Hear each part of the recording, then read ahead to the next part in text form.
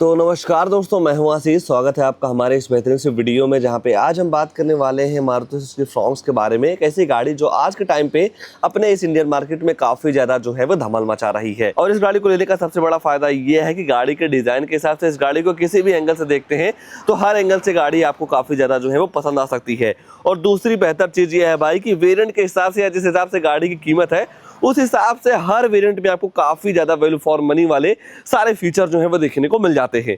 तो अगर जो आप भी अभी के तौर पे 5 सीटर में एक बेहतरीन सी कार प्लान कर रहे हैं तो बजट को देखते हुए आज हम इस फ्रॉन्क्स के कैसे मॉडल के बारे में बात करने वाले हैं जिस मॉडल में आपकी जरूरत के हिसाब से सारे फीचर जो है वो देखने को मिल जाते हैं। और उससे भी बेहतर चीज ये है भाई कि पूरी ऑन रोड कीमत के बारे में मैं आपको बताऊंगा कि कीमत के हिसाब से ये गाड़ी आपके लिए कितनी बेहतर है और कितना कुछ डाउन पेमेंट देकर इस गाड़ी को अपना जो है वो बना सकते हैं। तो चलिए वीडियो को स्टार्ट करते हैं और आपको बताते हैं इस मारुति सुजुकी फ्रॉन्क्स के डेल्टा वाले मॉडल में आपको क्या कुछ फीचर जो है वो देखने को मिल जाता है। तो शुरुआत में अगर जो आप गाड़ी के चाबी से करते हैं तो ऐसे कुछ आपको 2 चाबी जो है वो देखने को मिल जाएगी, जहाँ पे आपको लॉक करने के साथ साथ पीछे आपको सुजुकी का लोगो जो है वो देखने को मिल जाएगा। डिजाइन के मामले में गाड़ी आपको काफी ज्यादा जो है वो पसंद आ सकती है, जिसके फ्रंट में आपको काफी एग्रेसिव से ग्रिल मिल जाती है, ग्रैंड विटारा से काफी ज्यादा मिलती जुलती है। यहाँ पे आपको पार्किंग लाइट, टर्न इंडिकेटर की प्लेसमेंट देखने को मिल जाएगी। और इस गाड़ी के बेस मॉडल से ही आपको प्रोजेक्टर बेस हाइलोजन हेडलाइट मिल जाएगा, जिसे आप low beam high beam adjust कर सकते हैं। अगर जो आप वेरिएंट्स की बात करते हैं तो टोटल 5 वेरिएंट के साथ ये गाड़ी मार्केट में आती है, सिग्मा, डेल्टा, डेल्टा प्लस, जेटा, अल्फा। तो ये है सेकंड बेस मॉडल। और सेकंड बेस मॉडल तक आपको सीएनजी का भी ऑप्शन जो है वो देखने को मिल जाएगा। और जब आप नॉर्मल पेट्रोल से सीएनजी की तरफ स्विच होते हैं तो लगभग आपको पेट्रोल के मुकाबले 1 लाख रुपया एक्स्ट्रा प्राइस जो है वो पे करना रहता है। इससे ऊपर जब आप जाएंगे यानी कि डेल्टा प्लस वाले मॉडल में तो वहां पे आपको सीएनजी का सिस्टम जो है वो नहीं मिलता है। बाकी अगर जो आप गाड़ी के साइड प्रोफाइल की बात करते हैं तो जैसा कि मैंने आपको बताया कि गाड़ी के साइज के हिसाब से किसी भी एंगल से देखते हैं तो काफी ज्यादा पसंद आती है। रोड प्रेजेंस भाई इस गाड़ी का मुझे काफी तगड़ा लगता है। बाकी अगर जो आप साइड में टायर सेक्शन वगैरह की बात करते हैं तो 195 60 आर 16 इंच का नॉर्मल साइज स्टील रिम मिल जाएगा। कंपनी फिटेड आपको व्हील कवर मिल जाते हैं। आगे डिस्क मिलेगा, रियर में आपको ड्रम जो है वो दे दिए जा रहे हैं। सेफ्टी के तौर पे बात करेंगे तो एबीएस, सीवीडी, चेयर बैग के साथ साथ स्पीड अलर्ट टॉनिंग, लो fuel toning, seat belt toning, central locking, child safety lock वगैरह जैसे कई सारे तमाम सेफ्टी फीचर आपको इस गाड़ी के बेस मॉडल से जो है वो देखने को मिल जाती है। और यहाँ पे आपको बॉडी कलर ओआरवीएम मिल जाएगा टर्न इंडिकेटर के साथ। और इस ओआरवीएम को आप इलेक्ट्रॉनिक एडजस्ट के साथ साथ फोल्ड भी जो है वो कर पाएंगे। और गाड़ी की लुक को बरकरार रखने के लिए company fitted roof rail mill जाते हैं। पीछे आपको मिल जा रहा है शार्पिन एंटीना। और जैसे ही आप गाड़ी के रियर में आते हैं भाई तो रियर प्रोफाइल भाई नो डाउट गाड़ी की काफी ज्यादा शानदार लगती है। और ये मारुति सुजुकी फ्रॉन्क्स मारुति की सभी गाड़ियों से भाई काफी अलग दिखती भी है। उसके बाद फीचर्स के मामले में इस मॉडल में देखेंगे तो वाइपर आपको नहीं मिलता है, डिफोगर दे दिए जा रहे हैं, high motor stop lamp, 37 litre का आपको फ्यूल टैंक कैपेसिटी मिल जाएगा। और यहाँ पे आपको टेल लाइट यूनिट वगैरह भी गाड़ी के बॉडी के हिसाब से काफी ज्यादा पसंद आ सकती है।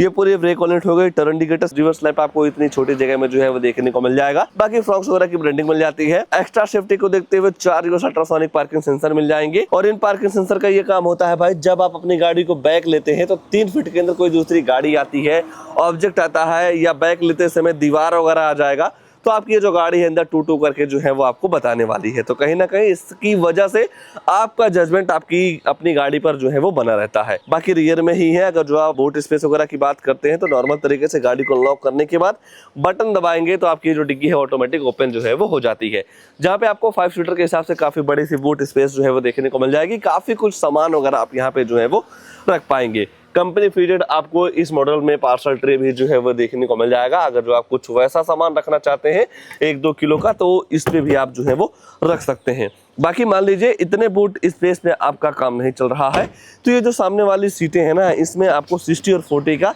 स्प्लिट का जो ऑप्शन है वो देखने को मिल जाएगा। तो नॉर्मल तरीके से दोनों सीटों को जो है वो फोल्ड कर पाएंगे। और उससे भी बेहतर चीज ये है भाई कि 3 एडजस्टेबल इसके रियर में मिल जा रहे हैं। डुअल टोन फैब्रिक का यूज मिल जाएगा तो अंदर से नो डाउट गाड़ी काफी ज्यादा शानदार दिखती है। एक बार जब आप कलर और थीम को देखते हैं तो जो फील है ना वो आपको काफी अच्छी मिलने वाली है। और थोड़ा वेलवेट वाला स्ट्रक्चर जो है वो यूज किया गया है। और अगर जो आप स्पेस वगैरह को लेकर चर्चा करते हैं तो नो डाउट यहाँ पे आपको 3 लोगों की बैठने की जगह या बैठाने की जगह काफी अच्छा जो है वो दे दिया जा रहा है और लेग रूम हेडरूम काफ़ी तगड़ी मिल जा रही है। एक दो चीज़ों की कमी मुझे इस मॉडल में दिखती है या इस फ्रॉन्क्स में दिखती है भाई। जैसे अपर वाले मॉडल में तो आपको एसी वेंट्स मिल जाते हैं बट लोअर वेरिएंट में नहीं मिलते हैं। मैं मारुति से यही कहना चाहूँगा भाई, कम से कम अपडेट के तौर पे एसी वेंट्स दे दीजिए। एक दो फीचर थोड़ा बहुत कम कर दीजिए पर एसी वेंट्स दे दीजिए। कहीं ना कहीं जो राहत वाली चीज़ है ना वो लोगों को मिलनी चाहिए। और एक दो फीचर अगर जो आप कम दे देंगे तो कहीं ना कहीं लोग कॉम्प्रोमाइज़ भी कर लेंगे। ठीक है, तो मेरे हिसाब से भाई अगर जो आप इन फ्यूचर अपडेट करते हैं इस फ्रॉन्क्स को तो एसी इवेंट्स वगैरह जो है वो दे दीजिएगा। बाकी यहाँ पे आपको टॉयलेट की चार्जिंग सॉकेट वगैरह जैसे कई सारी सुविधाएं जो है वो देखने को मिल जाती हैं। ऊपर देखते हैं तो हैंडल वगैरह के साथ साथ लाइट वगैरह जो है वो देखने को मिल जाएगा। गाड़ी के अगर जो आप डैशबोर्ड वगैरह की बात करते हैं तो ऐसा कुछ आपको यहाँ का ट्रीटमेंट जो है वो देखने को मिल जाता है। लुक्स के मामले में काफ़ी शानदार लगती है या काफ़ी शांत स्वभाव की लगती है। आइए भाई लगे हाथ गाड़ी के ड्राइवर साइड सीट पे ही ले चलते हैं। आगे क्या सारी चीज़ें ऑफर की गई हैं उसके बारे में जो है वो चर्चा कर लेते हैं। जैसे ही आप गाड़ी का ड्राइवर साइड दरवाज़ा खोलते हैं तो यहाँ पे आपको डुअल टोन का यूज जो है वो देखने को मिल जाएगा, जहाँ पे आपको सेंटर लॉकिंग 4 पावर विंडो मिल जाते हैं। और इस गाड़ी के ड्राइवर साइड मिरर में आपको auto up and auto down का जो फीचर है वो भी देखने को मिल जाता है। और जब आप इस मिरर को ऑटो अप करते हैं, बाय द वे अगर जो आपका हाथ ऐसे आ जाता है तो ये आपके हाथ को फंसने नहीं देता है, मिरर को रोल डाउन कर देता है। इसे एंटी पिंच फीचर जो है वो बोला जाता है। बोतल वगैरह रखने की जो सुविधा है वो देखने को मिल जाती है।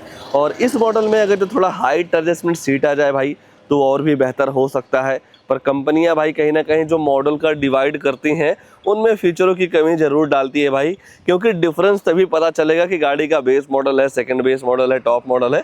तो उस हिसाब से भाई ये सारी चीज़ें कहीं ना कहीं आपको थोड़ा बहुत तो जो है वो इधर उधर देखना ही पड़ेगा। बाकी यहाँ पे आपको एडवांस कैलिब्रेटर मिल जाएगा, traction control, idol start stop वाला जो फीचर है ना वो भी दे दिया जा रहा है। और इस ही मॉडल से आपको भाई ऑटोमेटिक वगैरह भी जो है वो देखने को मिल जाएगा। और जैसे ही आप गाड़ी के अंदर आते हैं भाई तो ऐसे कुछ आपको यहाँ पे काफ़ी शांत स्वभाव सा जो इंटीरियर है वो देखने को मिल जाएगा। एक बार भाई कर लेते हैं गाड़ी को स्टार्ट। हालांकि भाई गाड़ी की MID का जो स्विच है या जो फ्यूज है वो निकाला गया है। ऐसा तब किया जाता है भाई, कहीं ना कहीं हम जैसे लोगों के मन में ये रहता है कि हमें गाड़ी चली हुई नहीं चाहिए। तो देखो भाई, प्लांट से गाड़ियां चल के ही आती हैं। मान लो कहीं से ट्रांजिट में ट्रक से आ गई, स्टॉक यार्ड तक पहुंची, वहां से ब्रांच पे आने के बाद भाई तो गाड़ियां चल के ही आएंगी। हर जगह तो ट्रक ले नहीं जा पाएगा। उस हिसाब से भाई कस्टमर नाराज ना हो जाए या सेटिस्फेक्शन के लिए फ्यूज वगैरह जो है वो निकाल दिया जाता है। बेसिकली देखा जाए भाई तो गाड़ी आराम से 10-20 किलोमीटर 50 किलोमीटर चल ही जाती है किसी भी ब्रांड की, अगर जो उनका स्टॉक यार्ड काफ़ी दूर है तो।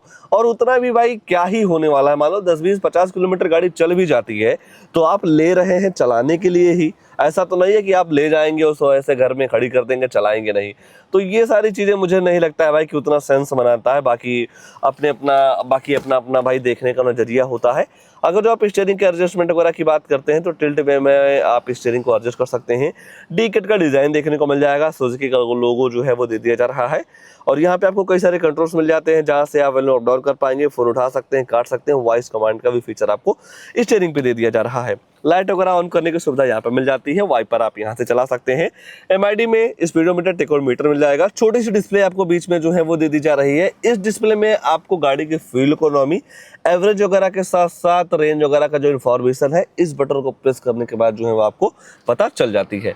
बाकी ऊपर देखते हैं तो किसी भी तरीके से टिकट होल्डर वगैरह जो है वो नहीं दिया गया है। यहाँ पे आपको मिरर मिल जाएगा, डे नाइट टायर में मिल जाते हैं। लाइट वगैरह जो है वो आप ऑन कर सकते हैं। और जो आप फोन वगैरह से बात करते हो जो माइक है यहाँ पे लगाई गई है। बाकी जैसे ही आपकी नज़र गाड़ी के सेंटर पर जाती है तो इस मॉडल से आपको म्यूजिक सिस्टम मिलना जो है वो स्टार्ट हो जाता है। इससे नीचे आता है सिग्मा, वहाँ पे आपको म्यूजिक सिस्टम नहीं मिलता है।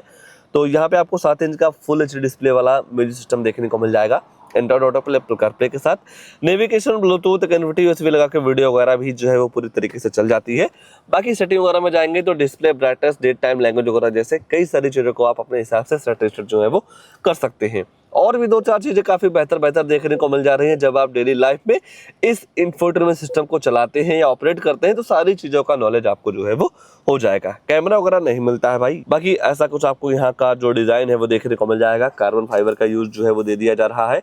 2.8 इवेंट्स मिल जाते हैं। हैजर लाइट आप यहीं से जो है वो ऑन कर सकते हैं। ऑटोमेटिक क्लाइमेट कंट्रोल भी जो है वो दे दिया जा रहा है। लोअर वेरिएंट से आता है। जिस हिसाब से आप यहाँ टेम्परेचर सेट करते हैं उस हिसाब से आपकी ये जो गाड़ी है ठंडी या गर्म हवा देती है। बाकी नीचे आपको मिल जाएगा 2 लोड की socket, USB port, storage, 2 cup holder, 5 speed manual transmission, gear box, automatic के तरफ आप जो है वो जा सकते हैं इस वेरिएंट के साथ। लोअर वेरिएंट में यानी कि बेस मॉडल में ऑटोमेटिक नहीं मिलता है। बाकी यहाँ पे आपको दे दिया जा रहा है नॉर्मल सा हैंड ब्रेक। आर्मरेस्ट वगैरह नहीं मिलता है भाई, टॉप एंड मॉडल में दे दिया जाएगा। बाकी अगर जो आप ग्लोव बॉक्स वगैरह की बात करते हैं तो नो डाउट गाड़ी के हिसाब से काफी बड़ा सा ग्लोव बॉक्स जो है वो देखने को मिल जा रहा है। अगर जो आपको अलॉय व्हील वगैरह चाहिए तो इससे अपर वाले मॉडल की तरफ जो है वो जा सकते हैं। और तो कुछ नहीं छूट रहा है, बस 2 चीज छूट रही है, गाड़ी की प्राइसिंग, उसके बाद इस गाड़ी में आने वाला इंजन प्रोफाइल। तो चलिए पहले इंजन वगैरह के बारे में चर्चा कर लेते हैं, फिर जानेंगे इस गाड़ी के ऑन रोड कीमत के बारे में कि कीमत के हिसाब से गाड़ी आपके लिए कितनी बेहतर है और कितना कुछ डाउन पेमेंट देकर इस गाड़ी को अपना जो है वो बना सकते हैं। और जैसा कि मैंने आपको बताया, इस गाड़ी में आपको टोटल 2 इंजन जो है वो देखने को मिल जाते हैं। दोनों पेट्रोल ही है, एक 1200 एक 1000 सीसी का। जनरली लोग 1200 सीसी का इंजन ही लेते हैं। और अगर जो आप पावर वगैरह की बात करते हैं तो यहाँ पे आपको भाई फोर्थ रनर इंजन मिलता है, जहाँ पे आपको 88 bhp की पावर के साथ साथ लगभग 115 न्यूटन मीटर का टॉर्क जो है वो देखने को मिल जाएगा। और प्रॉपर तरीके से आपको इंजन कवर वगैरह भी जो है वो दे दिया जा रहा है, तो धूल मिट्टी आपकी गाड़ी को बिल्कुल भी हार्म जो है वो नहीं पहुंचा पाएंगी। बाकी अगर जो आप माइलेज वगैरह को लेकर चर्चा करते हैं तो इस इंजन के साथ 1 लीटर पेट्रोल में लगभग आपको 22 से 24 एम्पीयर की माइलेज जो है वो देखने को मिल जाती है। सीएनजी में लेते हैं तो वही माइलेज जो है वो बढ़ जाता है, लगभग सीएनजी में माइलेज चल जाएगा 30 से 35 किलोमीटर का। और फीचर्स के साथ साथ माइलेज वगैरह भी गाड़ी के हिसाब से काफी तगड़ा जो है वो देखने को मिल जाता है। आइए भाई अब प्राइस वगैरह को लेकर जो है वो चर्चा कर लेते हैं कि ये गाड़ी प्राइस के हिसाब से आपके लिए कितनी बेहतर है। और भाई ये आ चुकी है गाड़ी की कीमत, जो कि है मारुति सुजुकी फ्रॉन्क्स का डेल्टा पेट्रोल सीएनजी के साथ आप जो है जा सकते हैं। एक्स-शोरूम कीमत की बात करते हैं तो 7,69,900 रुपये की एक्स-शोरूम कॉस्ट करती है। आरटीओ रजिस्ट्रेशन चार्ज पड़ जाएगा 61,592 रुपये का। इंश्योरेंस पड़ जाता है 40,295 रुपये का। ये सारी चीज़ें मिला के गाड़ी की जो टोटल ऑन रोड कीमत निकल के आती है 8,71,000 रुपये की। 8,71,000 रुपये के हिसाब से देखेंगे भाई तो नो डाउट यहाँ पे आपको फीचर को लेकर किसी भी तरीके से कोई भी दिक्कत जो है वो नहीं होने वाली है। बाकी जब आप 2.5 लाख रुपये डाउन पेमेंट करते हैं तो 6,21,787 रुपये का आपका लोन हो जाएगा। 7 साल की ईएमआई निकल के आने वाली है 10,322 रुपये की। 5 साल की ईएमआई करवाते हैं तो 13,211 रुपये की। और 3 साल की ईएमआई करवाते हैं तो 20,063 रुपये की मंथली ईएमआई पड़ जाने वाली है इस मॉडल के साथ में।